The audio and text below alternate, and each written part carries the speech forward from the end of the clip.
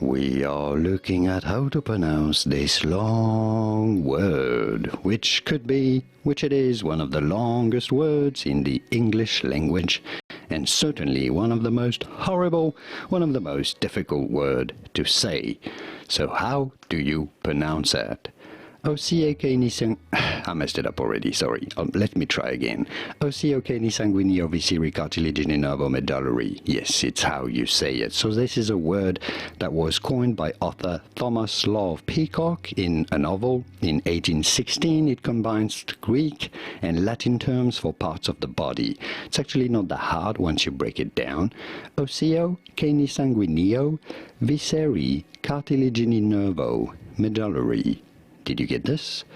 Ossiocani sanguineo visceri cartilagineo medullary is how you want to say it. Can you say it yourself? Ossiocani sanguineo